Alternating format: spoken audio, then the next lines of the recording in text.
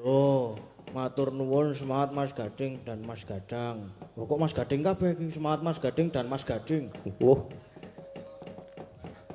Nggih. Lah iki sing siji request Kadung Tresno Mbak Ayu, sing sijine duet lho padha lagune Kadung Tresno kabeh. wis kadung tresno kabeh wis Piye? piye? Aku piye aku ya mung manut. Manut dadake siji wae, sapa? Ndang. Ayo, Ya, akarmu. ayo. Didum. Didum wae, Sing didum. dereng. Heeh. Bu Neti, Sing urung. Wahyu. Heeh, mae, terus Mae.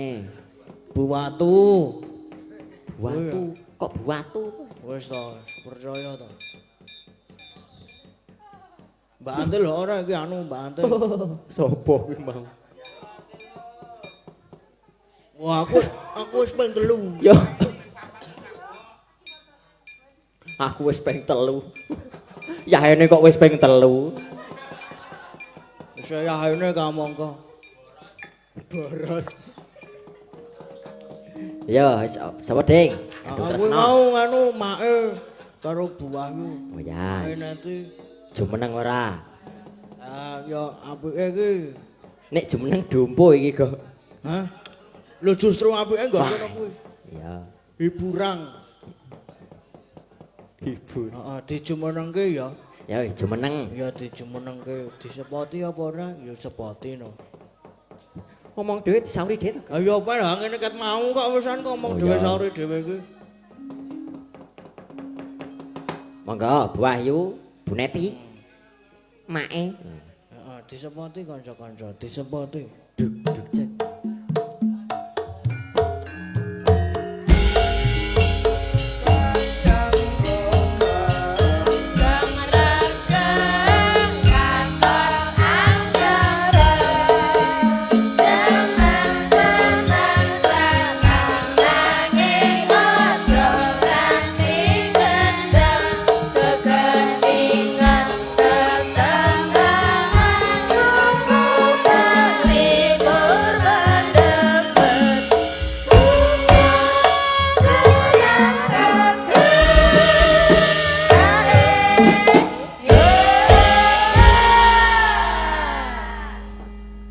Kang dalu Bu Wahyu, Bu Neti. Sugeng dalu. Oh suwe ngenjang. Oh, iya, Wis Ding. esuk eter. Esuk, Ah. Lali. Pripun Mas? Menangani pamundutan Saking Saking sinten? saking Mbak Linda Singapura. Nggih. nyuwun kadung tresno Mohon menika. kadung tresna sampun wareng nyawer 250.000. Kuwi kas apa ora? Kas. Kas no. Kabeh-kabeh kas pokoke. Panase ra jamane iki. Heeh. Monggo Bu. Nggih. Langsung napa di Dibawane Oh, langsung ki ya. Apa-apa ki kudu dibawane. Mak. Ayo, Mak. Mae sik apa? Sapa? Oh, Mae. Oh, Mae, monggo Mae. Kok aku? Ayo, Mak.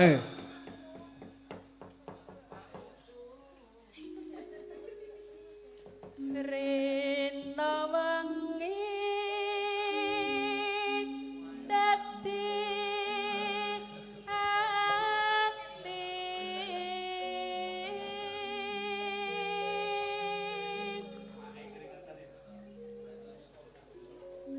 tanpa dahar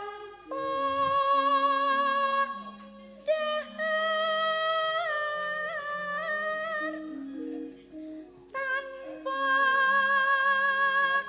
nendra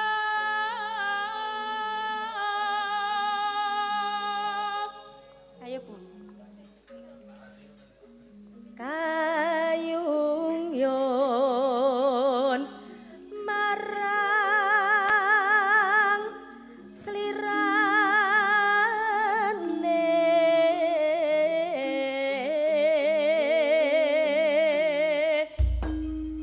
Madang Mas Bim. Madang.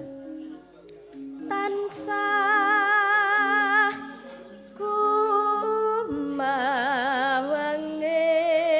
kumawenging netra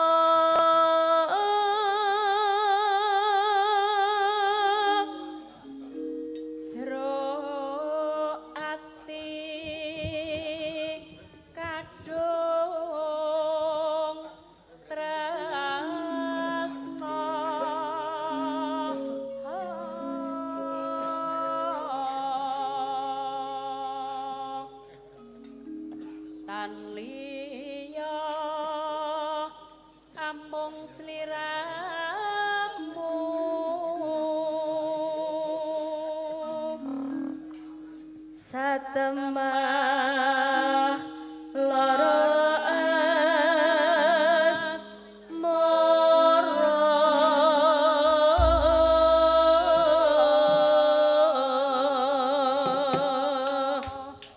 Nggih.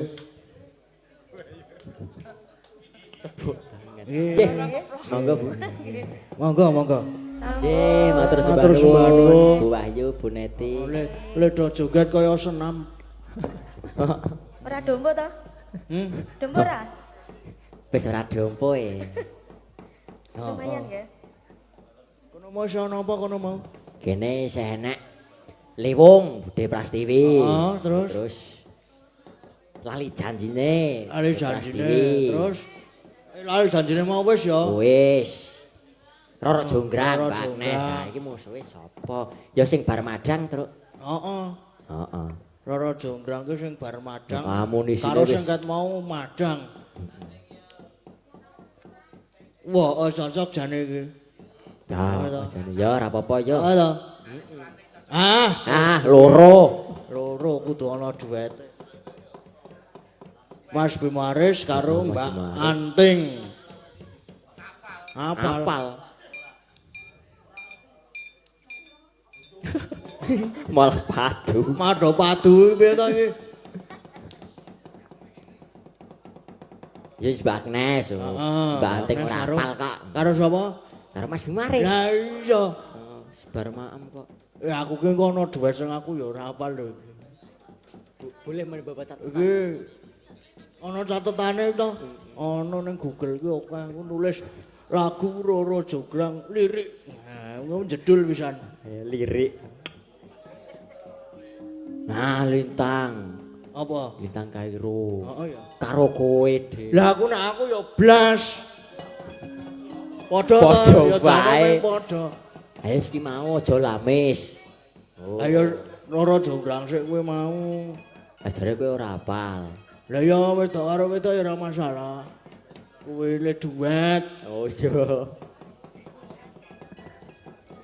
Oh, paling Roro Jonggrang iki karo Bantung. Hah? Hop, Wah, nggih. Pak Digino. Oh, nggih, Ah. Pak Dik. Kali Mbak Agnes berarti gitu. Kali Mbak Agnes. Oh. Monggo Pak Dik. Ning iki ora oleh apa-apa wong diayahi dhewe. Komat bleh-bleh.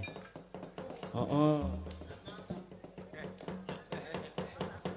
Sida ora iso. Sida. Agene. Monggo. Mbak Aku ono Agnes. kowe kok. Pak Digino. Monggo wis sepoti.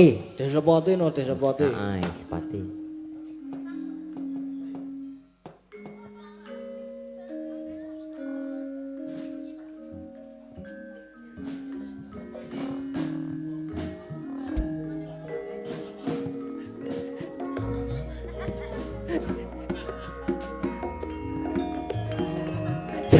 Ketoprakan. Ketoprane.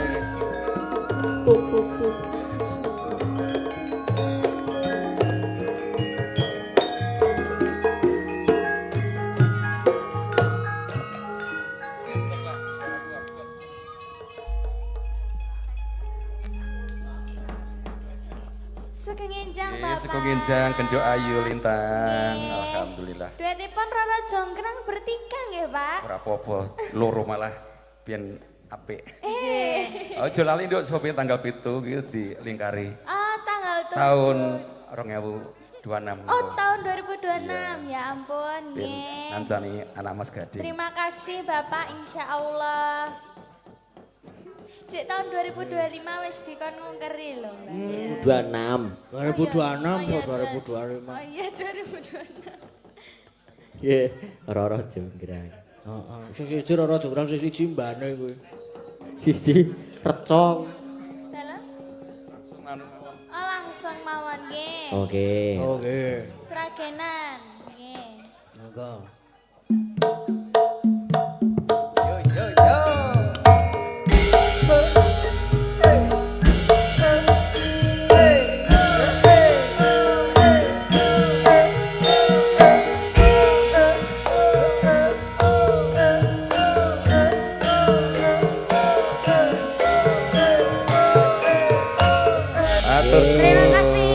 Putra Matur Dikari Mbak Putra sampun Dikari. dipun dueti. Sembangun Mbak Agnes. Injih. Nah, Matur iki. sembah nuwun. Nggih, saya juga sudah. Sekedap. Sekedap. Niki terus mau niku enten anu. Aja lames. Aja lame terus mau ana sinom gandrung. Wis po? Wis sinom gandrung. Oh ya wis. Ah, Berarti wis. aja lames. Heeh, aja lames. Iso ana apa meneh mau? Lewung. Lewung. Terus ana apa meneh? Aja lames lewong. Kalih napa? Apa ditileki? Nek aku entek kok meng kuwi kok. Ampun. Oh, sampun. Ora ana gala-gala apa? Oh, Ya wis nek wis ora. ora enak. Favorit e. Sip tenan nek wis ngene gala-gala. Yang mana dulu, Mas? Oh, Ini. duet riyen. Yang Duet riyen. Oh, Ya oh. sak Aja lames. kamat sak isa-isane ya. Ah, karo nganu Ding, aku kok di angen-angen tuh pertanyaan aku. Apa to jane iki? Jane kowe iki ro lintang ki piye? Tekon kae. Nah, Loh, iki kok tekan netizen iki wis bacot baper lho iki. Weh, tekono to. Majake. Pripun Dek Lintang? dalam. Loh, le tanya Mas Gading aja. Lah kok aku ki ronoke kok malah rono ngrenekke. Oh lah. Lah apa balikan wae yo? Oh, baik-baik aja ya. Baik-baik aja kok. Baik-baik aja. Jane iki kepiye ngono lho. Mesti anggere enek apa-apa ki mesti lintang, pawukir. Heeh. Nang TikTok ki sih anu fans lintang pawukir karo emot kae lho. Jane Jeblukan ulang tahun kae lho.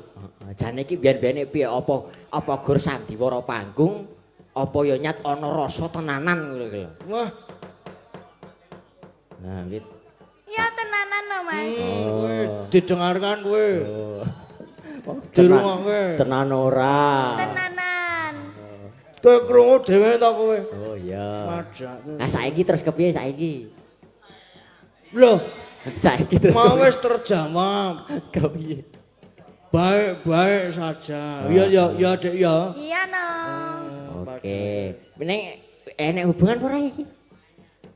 Tekon kae coba. Tanya Mas Gading aja. Tekon mburimu wis isan mbokan kowe rasa. Heeh. Wis aman-aman saja. Ya heeh. Yo, wis ya Saiki apa ya jalames. kok jalames? Piye to jalames? Yo. Nggih, aja lami. Ketbang Ora bahanting. Yo tenggo wae. Jane iki apa ada lho, ada apa lho jane iki? Heeh. Langsung langgamnya aja ya, Mas. Oh, nggih, derek. Nggih. Nek kula mboten saged nyuwun ngapunten. Engko dituntun karo Dek Lintang. Lha apa ya aku kuwi picak rumangsamu. Nonton ngono lho. Engko ki nganggo kacamata ireng aja. Lha kon nulis tukang pijat ngono. Tenanangang senengane kok.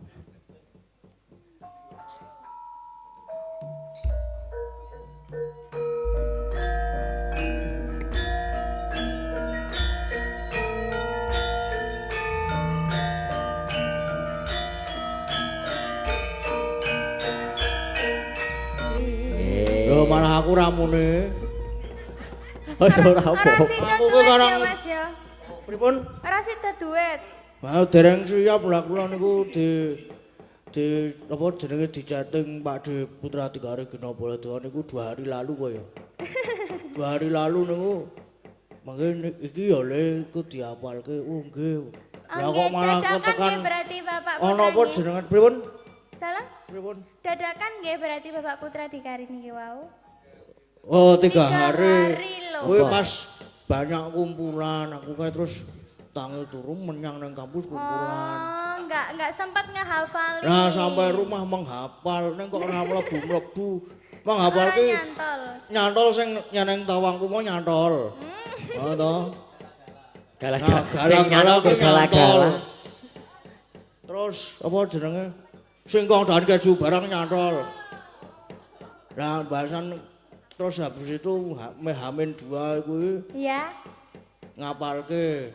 Bang ini ki aku latihan hari sebelum wayangan sik tadi malam. Nggih. Aku enten latihan. kagem benjang tanggal 7 itu. Ya. Nah, terus sampai rumah langsung kelipuk tidur. Tidur nggak sempet ngehafalin lagi. Nggak semua lah nganu banget, kesel banget ngantuk. Bangun terus bangun sudah jam piro ya? Jam 4 po ya? Jam 5. Jam 5 malahan, jam 5 sore pokoknya jam 5 sore iki. Jam 5 sore. Terus langsung persiapan berangkat wayangan tadi malam. Begitu. Terus tadi tidur bangun jam 3. Jam 3 menghafal sedikit tadi. Ya. Ameng entuk ngarepe tok. Aja sok gampang jadi wong manis kuwi mau. Pengentuk kuwi tok. Lah ya mau jane diangkat dhewe. Napane? Lagune. Jajal sak bait kuine tok ya. Wis ora sak. Kuwi wae wis sah kuwi. Sesuk meneh. Ya. Oh ya. Ning kapan ya? Sesuk meneh iki kapan ya? Sesuai banget nih ketoke rono ya. Ora apa-apa lah.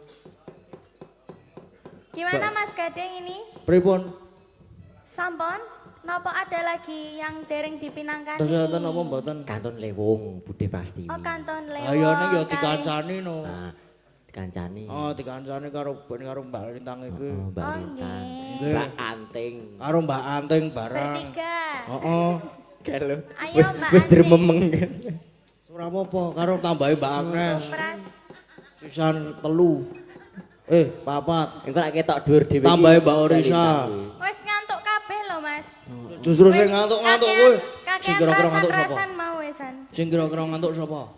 Mbak Agnes. Mbak Agnes. Mbak Anting kuwi ngantuk banget kuwi Mbak ketok. Ketok kuwi kok wis. Terus ana Ya Mbak Antil. Mbak Anti. Mbak kok njuk melu-melu Mbak Antil. J. Mbak Agnes niki ngantuk. Waduh iki janes bobok iki ya ampun. Ayo. Golek Cahayu. bantal kono. Ayo to. Alah jarike kari buka. Glo malah kucinge glo sing teko glo. Ayo Mbak Agnes. Oh iya. Ini Mbak Dewe Agnes juga Lintang. ini. Mbak Agnes juga. Jarene sing ngantuk aku mah ora ngantuk kok iki. Ngapuse. Sing ngantuk Mbak Agnes tok ya. Ibu ngantuk mboten Ibu? Sing ra ngantuk mimpin berarti. Waduh, Ibu ngantuk Mas. Mboten, aku betah melek kok, Nduk. Ah, berarti Ibu mimpin. Oh. Ya wis wong papat. Dhuwur Niki dhewe. napa tembange? Lewung. Oh iya nggih. Nah, wis ngantuk berarti. Oh Derek. wis lali kuwi berarti ngantuk artine. Ayo monggo Wiyaga, jangan mengantuk. Senyum dulu Wiyaga. Ayo jating til, anu jatil ting. Meru Monggo. Yuk. Ting ting ting. Ding ding ding.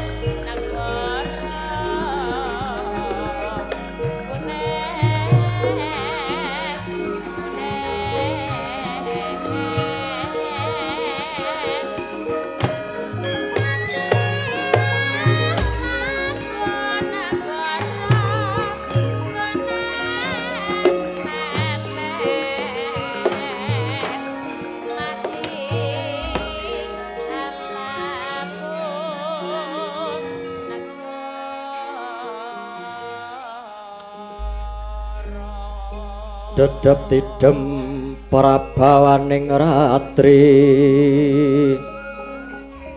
sasa tara wis manjer kawuryan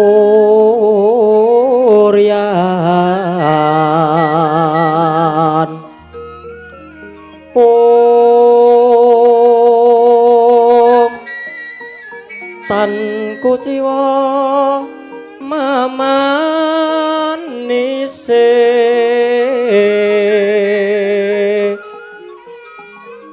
Om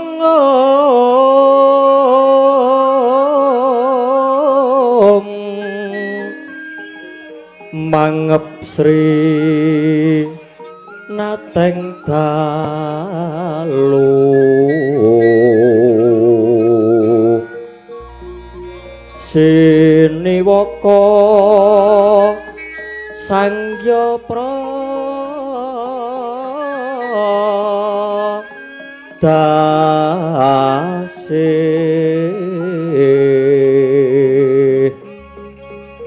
aglar ning cakra wala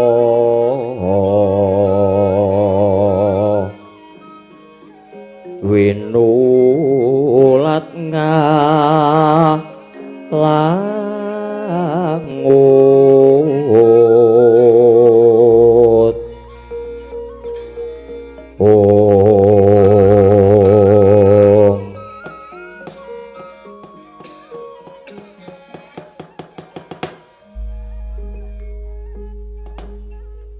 Bung Mas Mangastu nama Sidam sekaring bawana langgeng Kakang Narada Kakang Resi Kaneka Putra. Menawi Dik. Ingkang sekawit Kakang, ulun suwuni tulung supados amboyong dateng pun Puntadewa. Nanging sabab menapa dene Puntadewa mboten sowan nanging malah kadangipun sekawan. Werkudara Janaka menapa dene kembar. Dadosna kauningan Adi Guru. Inggih awit saking Werkudara anggenipun nalika semanten ngaturaken pitakonan ingkang mawarni-warni dhateng ingkang Raka ing Sidik Pangudal-udal. Tumunten Werkudara paring dawuh bilih anggenipun miji swanipun Puntadewa menika Adi Guru namung wakilan kaliyan ingkang Raka ing Sidik Pangudal-udal mila adilipun Puntadewa ugi mboten sowan wonten ing kayangan nanging namung dipun wakili kaliyan kadangipun sekawan menika Di Kakang Narada mekaten. Inggih. Mangka miturut ingkang Raka menika sampun satraju ingkang nami adil dene paduka mboten tedhak piyambak wonten sanggar palanggatan negari Ngamarta. Mila swanipun Puntadewa ugi dipun wakilaken kaliyan kadangipun sekawan. Mboten dados menapa Kakang. Ingkang baken peranganipun Pandhawa sak perangan sampun sowan wonten ing kayangan. Ya inggih. Tumuli kula aturi paring dawuh Di. Lan hamiji kalian swanipun Werkudara sak kadang. Inggih Kakang. Werkudara piye? Arjuna lan kembar padha raharja sak prapta kita kulup. Yo slamet tekaku. Pangestu paduka pukulun winantu ing Karaharjan. Nuning nggih pukulun. Wirujeng nering sambikala swan kula. Aku ngaturke basaku katura.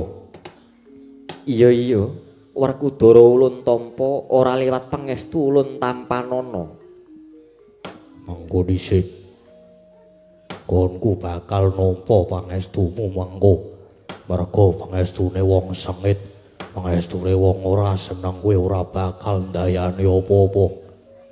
Sarta nggonmu nampa karo sembahku mangsa bareng arep tok tampa lair batin ya kono. Ora ya ora apa-apa. Lah dialah. Bocah kok pintere ora jamak Werkudara. Ngatos-atos lho Di. Inggih Kakang.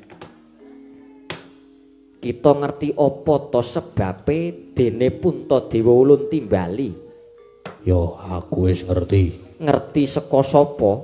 Ngerti saka Narada kakekku. Kakang Narada Menawi di kula sampun dawuh bilih paduka Kakang Narada ampun ngantos walaka babagan perkawisipun Puntadewa ulun timbali. Wah, wong nyatane kula dioyak-oyak kalian Werkudara kok mboten namung ngoyak nanging ugi nyepatani kalian kula. Arep dikaya ngapa kula niku nggih wedi karo sepatane Werkudara. Nek nganti mandi menapa mboten kapitunan mekaten Kakang. Inggih. Werkudara yen pancen kita mangerteni apa sebabe Puntadewa ulun timbali Werdarna apa wae. Siji, kanggo jeneng Puntadewa loro, barep kakangku ngagem gelung-geling. Bab perkara loro mau nggonmu dakwa marang kaluputane barep kakangku. Bangsa borong jer kowe dewa sing kedunungan panguwasa. Mula yen tong ngluputake kelawan titahmu, manut karo petunganmu mula perkara iki ora tak gawe sebab. Neng sing tak gawe perkara teka sampeyan kuwi dadi dewaning para dewa. Bathara Guru kuwi dadi makuthaning para Jawata. Disembah dening titah sak jagat. Lah kok dadi kelakuanmu kaya ngono. Kowe nuruti karo wong-wong sing ora seneng karo para Pandhawa. Tumuli mbok turuti kekarepane kanthi sarana kowe nimbali karo barep kakangku. Ing pangajab supaya barep kakangku mbok patra pipidana nganggo pawadan kaluputan sing golek-golek. Wah, wong ora luput mbok golek-golekke kaluputane. Wong ora dosa mbok golek-golekke dosa. Jebul kaya ngono kuwi panguwasa sing dumunung ning tanganmu. Werkudara, Piye? cetha yen to kaluputane kadangmu ngagem asma Puntadewa lan ngagem gelung keling boya bisa diapura. Yen pancen barep kakangku mbok anggap luput, kena ngapa nggonmu ngluputke lagi saiki? Biyen-biyen kuwi dawa ewuh apa? Yen to nyata lupute nggone barep kakangku nganggo jeneng Puntadewa lan nganggo gelung keling, kudune leh mung ngluputke nalika barep kakangku rikala diparingi jeneng Puntadewa. Lan nalika gelung mau digelung dening Babu Kunthi, kena ngapa ora mbok luputke? Wah, teko lagi saiki nggonmu ngluputake karo kakangku Puntadewa. Wah, nggonmu ngluputake kakangku iki cetha ana sanggit sineting jroning atimu. Mula ora usah dadak nganggo pawadan sing werna-werna. Saiki gage paringa dawuh arep mbok kapake aku sak sedulurku iki. Aku mung kari manut. Jer nyatane aku titah, nyatane aku menungso, dewa sing menehi panguripan karo Werkudara. Dosa apa kang bakal tak sandang yen nganti aku wani duwa karo kekarepane guru kakeku. Gage paringa dawuh sing cetha. Ora usah dadak wikir ringa-ringa Bathara Maningmaya. Sorote pandam sumula amadangi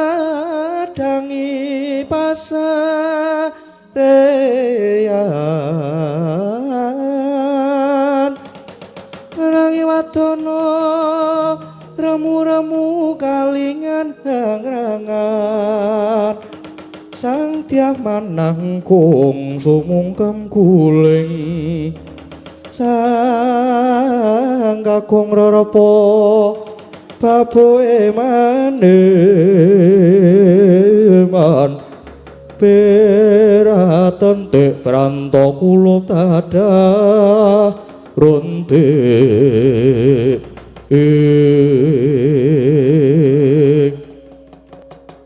Kakang Narada punapi di cetha titis aturipun Werkudara. Nek ampun ngaten menika paduka Adi Pramesti badhe tos pundi? Mpun kebuka kewiyak wadinipun Adi Guru. Ingkang mekaten ulun badhe walaka kalian Bratasena. Kula semangaken menawi paduka boten lingsem. Werkudara, piye? Pancen dasar kepara nyata kang dadi atur kita. Ana titah ingkang kepengin lan duwe gegayuhan Pandhawa sirna, mula kang saka kuwi tumuli ngudaneni apa kang dadi pamothaing titah mau. Wah, aku wis ngerti. Ora usah dadak mbok kekalang rembugmu.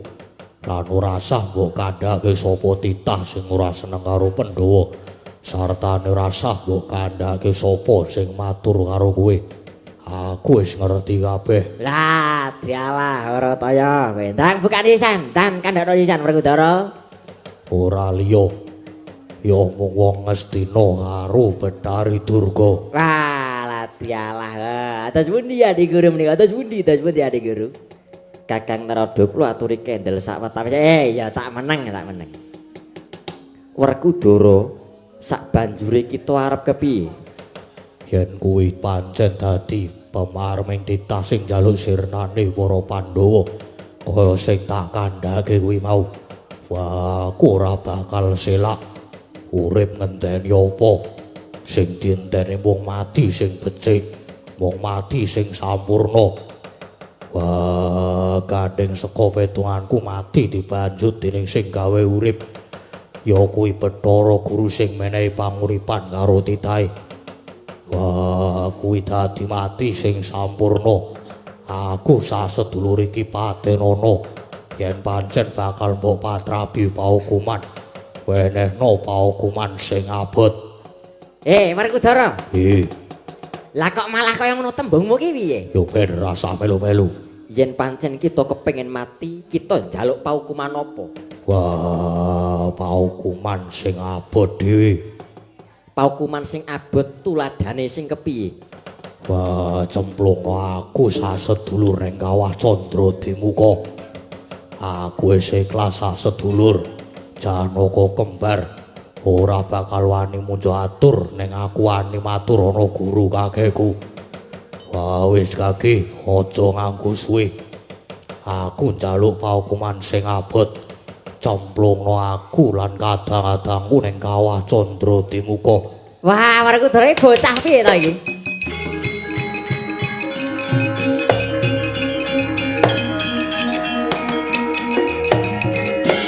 Wah, lah dalah bocah iki kepiye? Wah, jane piye to, Ger?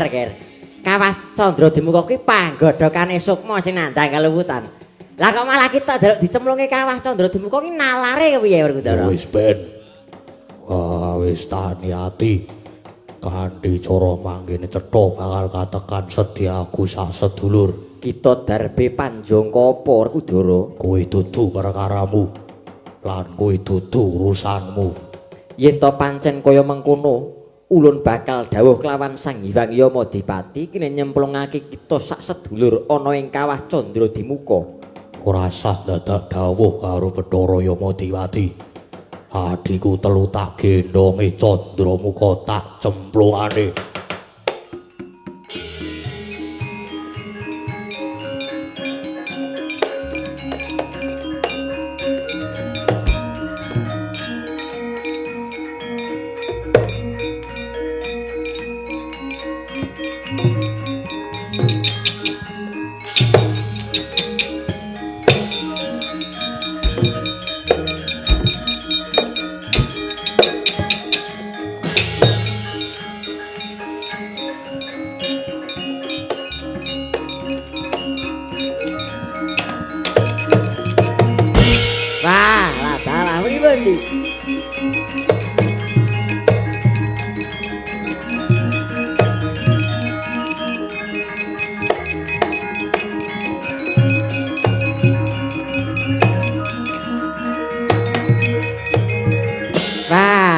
Bocah kok kaya ngono lho, tetek tatak tangguh tanggon sentosa kaya gunung waja atine Werkudara. Kakang Narada kok lho Di. Sampun Kakang, perkawis punika sampun paripurna. Tegesipun pendho sampun pejah wonten kawah Candra Dimuka. Wah, panjenengan niku kok ya kebangetan nggone nuruti pamoteng dari Durga. Kamangka gegayane Bathari Durga menika ala, gegayane ora becik kok panjenengan kersa ngudaneni. Bejo cilaka bungah susah mulya rekasa ulun ingkang badhe nanggel. Wah, nggih, semangga Adi Guru. Kula tunggak waru godhong dadap lho, Di. Menawi wonten menapa-menapa kula aturi nyangga piyambak.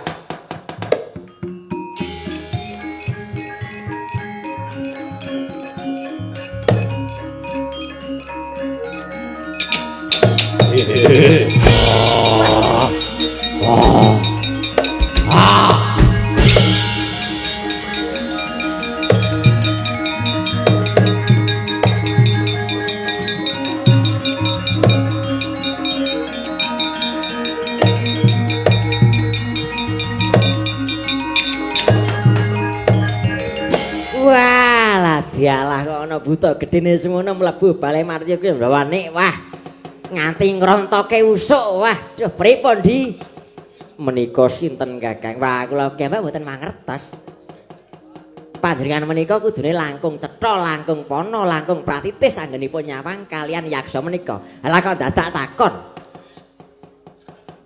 Hung sangajul laju sangayu palungguhan ulun kita Gandarwa munggah kayangan Gandarwa saka ngendi lan sapa jeneng kita? Iya dalah. Lah kok kowe dadak takon karo aku. Aku iki isih tetamu mestine dewa prisa karo kahananku. Lah kok dadak isih nganggo takon barang.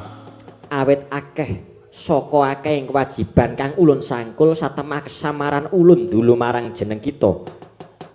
Adile wong takon mung kudu diwangsuli kita Gandarwa saka ngendi? Ya, aku buta saka jagat Madyapada jenengku Dewa Amral.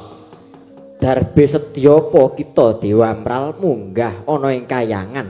Aku munggah kayangan mung arep njaluk margane kasampurnan. Lamun to kaki dewa ora iso mujuti kang dadi penjalukku.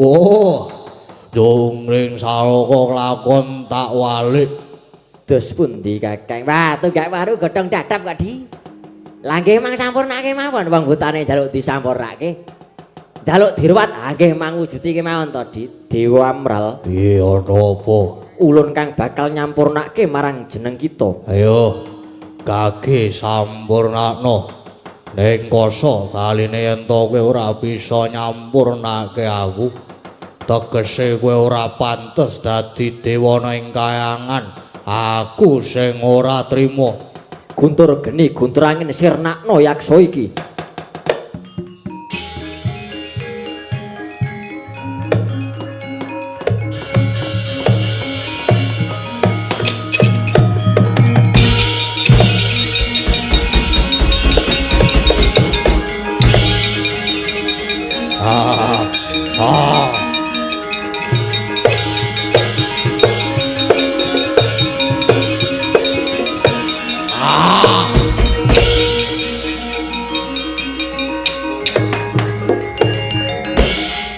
Kowe iki ngopo? Lah dalah wis geni guntur angin belas ora dayani apa-apa malah gur kaya kembang api. Wah, enek kula dados jeneng adikku wah sirah kula diekek ngisor diwah isine cah.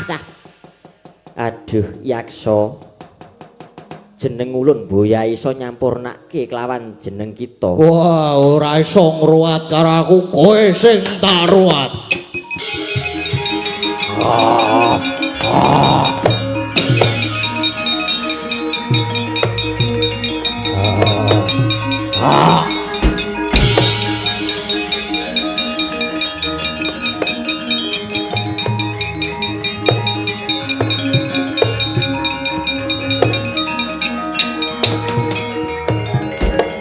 Bathara Narada ora wedi karo aku. Ora wedi. Ora wedi. Ora.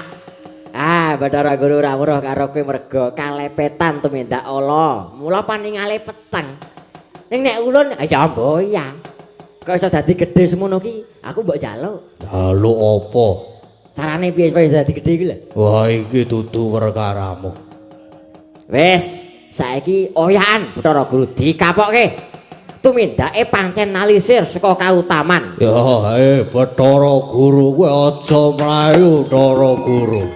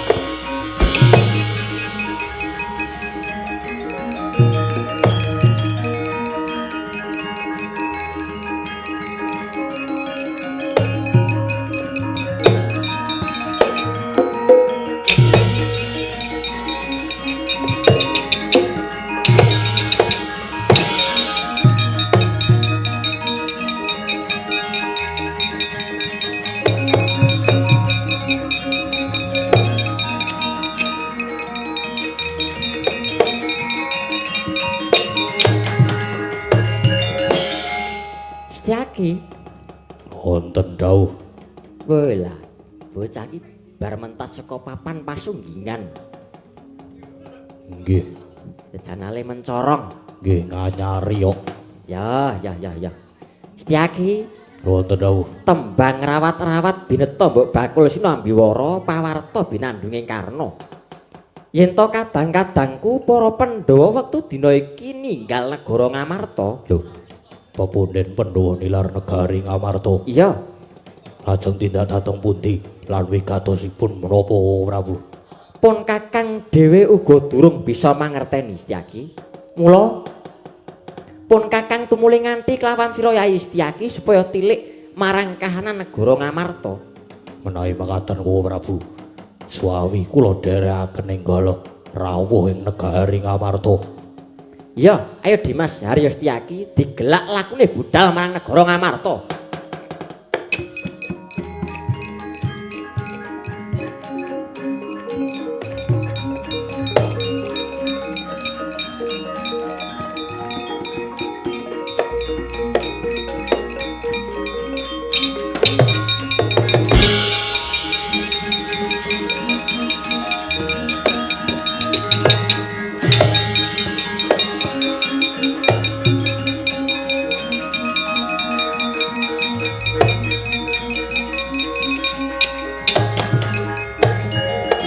Kula ngaturaken sembah pangabekti kula kunjuk apa kulun? Yaya Kresna ulun tampa.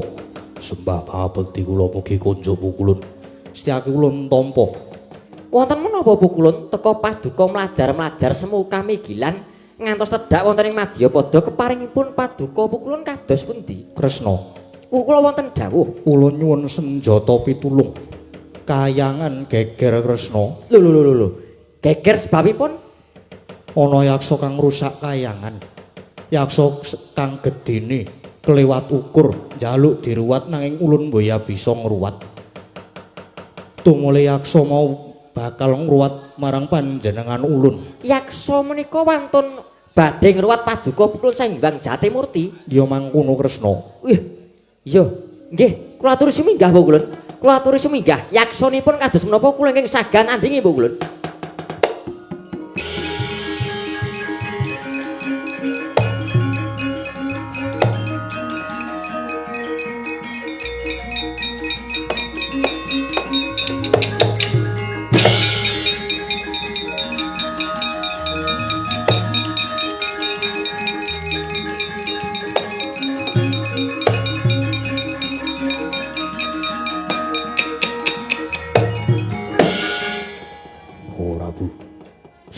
Prabu. Apa to Setyaki? Kok paduka badhe nandingi yaksa. Sangertos kula sadawangunipun kula nderekaken paduka Prabu. Koko Prabu menika dereng nate perang napa malih mengsah kalih buta. Wo, lah ngenyek wong kowe iki ya. Marata gage sawangan aku Setyaki.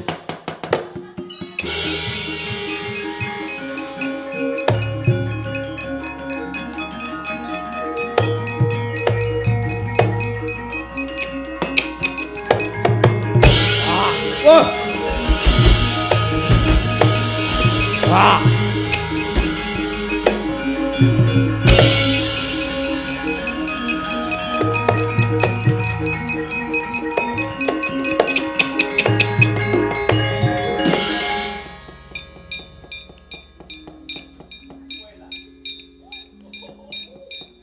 Dani. Jenengan kok saged dados ageng ngaten mriku. Warata gage sawangan. Mbok kula nyuwun supados saged dados ageng ngaten mriku. Oh, lah dalah kowe iki jane ya iso gedhe. Kaya aku arep guru sedhela Setyaki. Nggih. Ngaliya kono iki dudu perkaramu buta sing wani ngobrabrik elek pethukne coba kaya ngopo.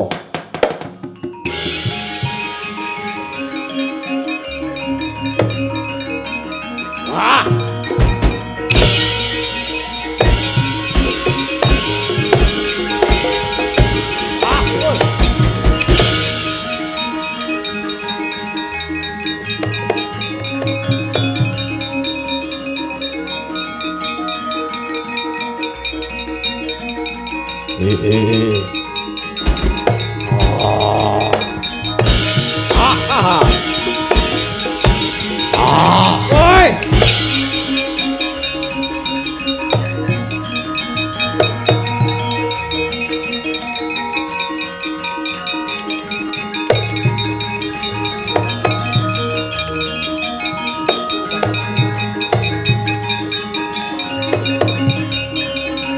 Lah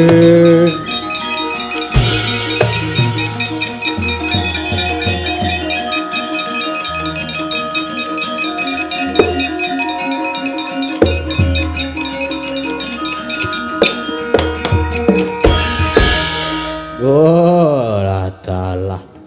Ana buta madha rupa karo aku gedene padha dedeke ya padha. Sapa kowe? Takon karo aku bolos rewu kowe sapa? Aku Dewa Amral. Oh, kowe sing oyak-oyak Bathara Guru iya. Dasar kewara nyata. Oh, ya aku ingkang diutus supaya ngayomi marang Bathara Guru lan mitulungi kelawan panjenengane. Lho, yen ngono kowe wani karo aku. Sing tak wedeni apamu? Cokot tugel gulungmu. Ya kelak limpahmu kowe.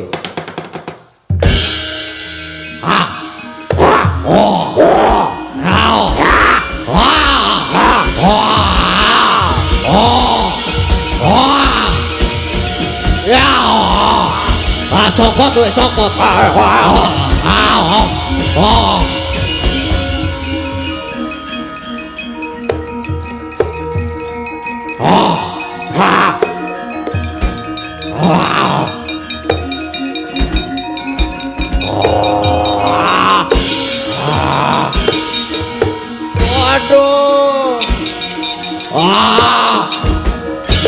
Waduh.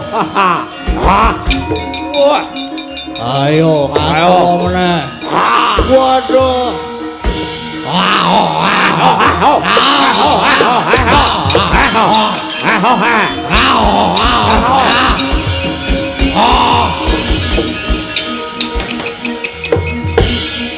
Rame gluting buta kekalih. Rame. Cokot cinokot banting binanting. Banting. Buta sing kiwa salto ping 50. Buta ingkang sisih tengen salto kaping 1946. Silih nggih genti kalindih teka kaya mangono pangudal semaraning yaksa. Yayi Prabu. Lho. Ha menika sinten? Menapa panjenengan supe kalian kula? Oh, iya nggih. Koko Prabu Ndwarawati. Kasinggihan mekaten. Kula pancen jarak wujud kados mekaten krana kula ngertos ingkang dados yaksa menika paduka Yayi Prabu. Kadang kula sekawan dipun banjut dening dewa. Wah, monggo kaya digawe sungsang bawana balik.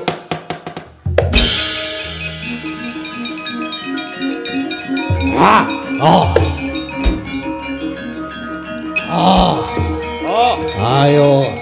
Joget. Ya.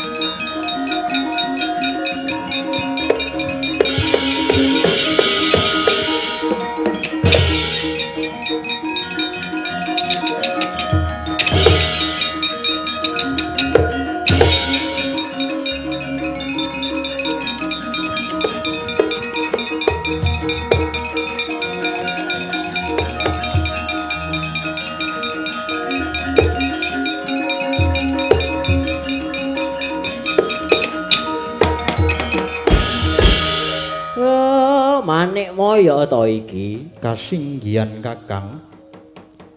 Lah dalah piye? Piye kowe Manik moyo? Ana apa kowe teko? Kakang Semar. Apa? Kula sampun ngrumaosi dosa. Kula lepat Kakang Semar. Sebabe Krana wonten yaksa kekalih ingkang ngamuk wonten ing kayangan. Kosik. Saiki aku tak takon karo kowe ya. Kowe gawe dosa apa? Kowe iki dadi sembaning para titah sak laku jantramu ki ditulat sinudarsana dening para titah. Ha nek dewane ya gawar ngawur. Ha mesti ya entuk-entukane lakon sing kaya ngono kuwi Manik Maya. Inggih. Dan bloko. Inggih. Inggih piye? Kula nggadahi kalepatan Lupute dangu kalian para Pandhawa. Pandhawa sekawan Werkudara Janaka lan kembar. tok dangu ning kayangan ki perlune. Kasinggihan mekaten Kakang. Lah sak banjure perlune ki apa? Krana pamontahipun Betari Durga ingkang nyuwun dhateng kula supados para Pandhawa menika pejah Kakang Semar Pandhawa sekawan kula cemplaken wonten ing kawah Candra Dimuka Kakang Semar. Oh, lah kowe nek ora ngentaske ndaraku kayangan ora bakal tentrem Manik Maya.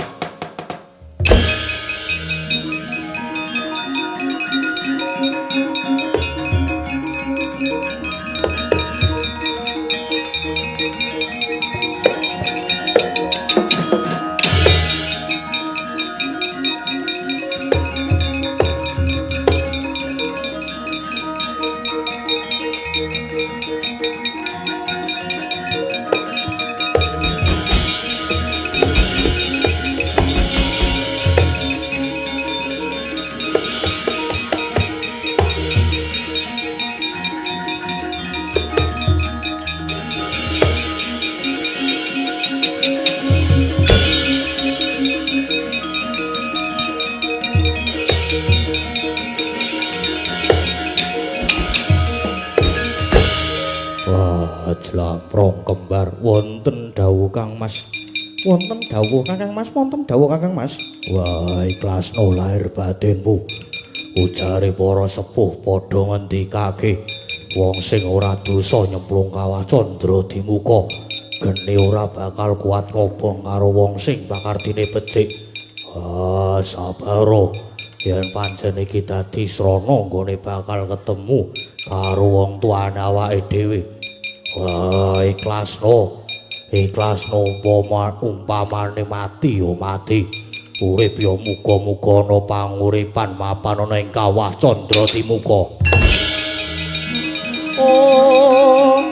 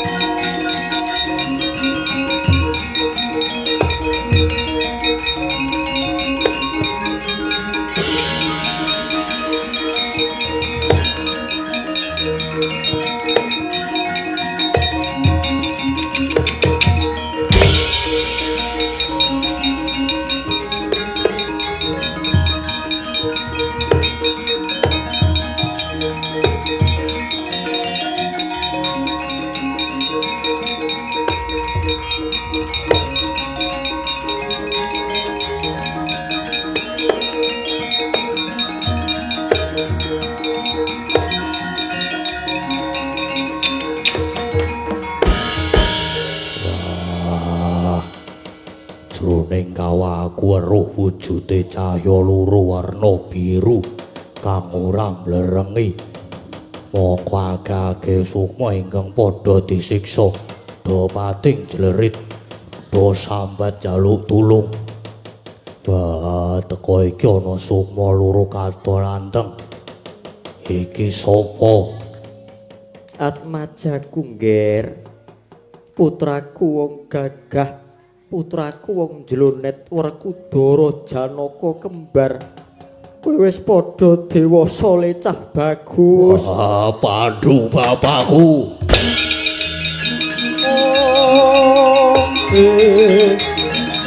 Ah.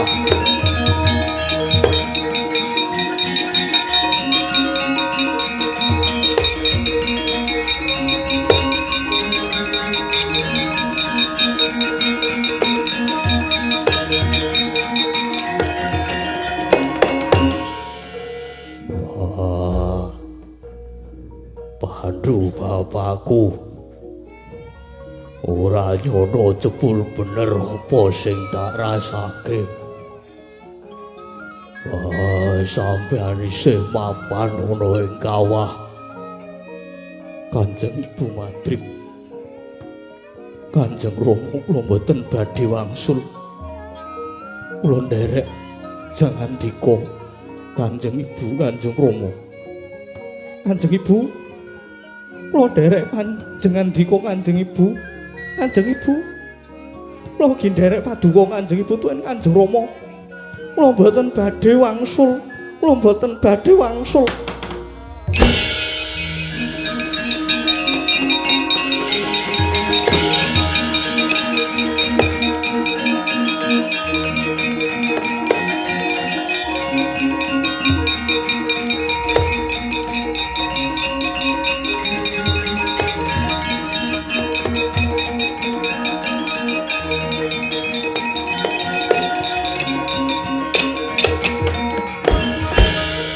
Arjuna Werkudara kembar Marata gage midhanget napa kang dadi pangandikan ulun tumrap jeneng kita.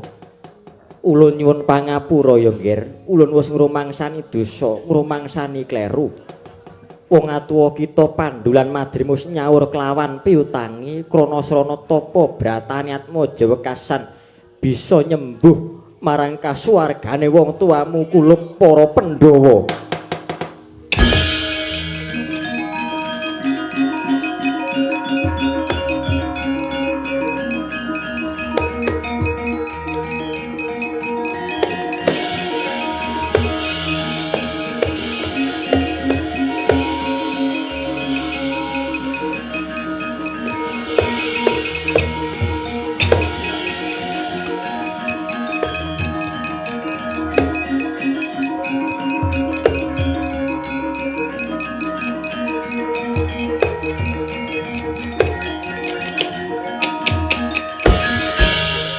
Werkudara, Janaka lan kembar. Nggih. Wong atuwa kita wis padha munggah ana ing kasuwargan. Kinarya srana nggone ulun wis nandhang keluputan, ulun paring liru kelawan kita nggone wis budidaya nyuwargake wong tuwa kita lan wis kasembadan. Ulun nyuwun pitulungan marang jeneng kita Janaka. Menapa pukulun? Kayangan ana yaksa loro ingkang ngamuk. Mara gage sirnakna. Nyuwun pamit pukulun.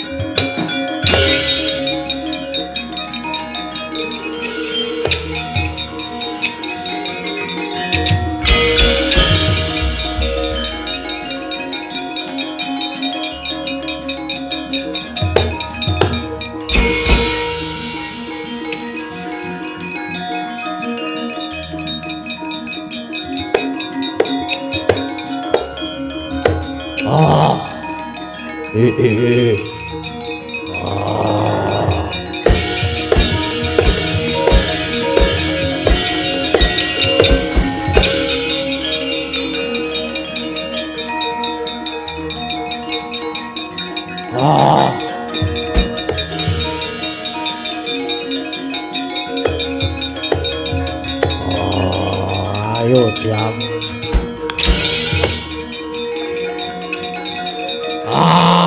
Waduh.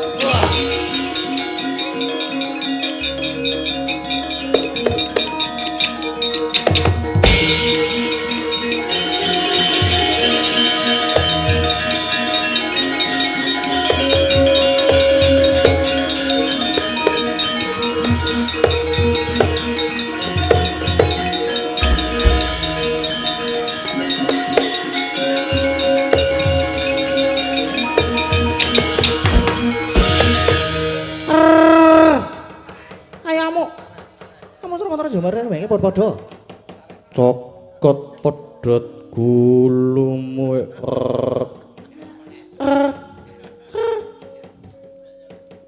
mati dening aku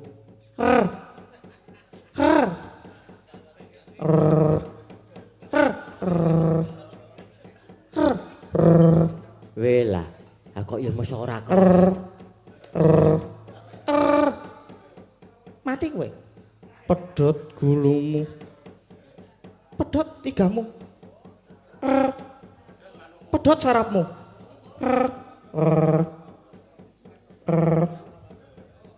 Tugel tanganmu. Pedhot sirahmu.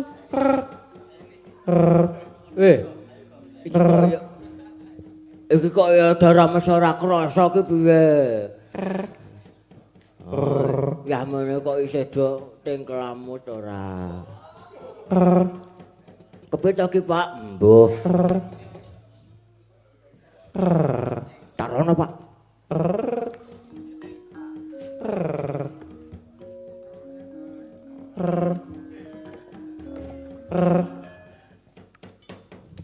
Iki ora sadar apa-apa ya?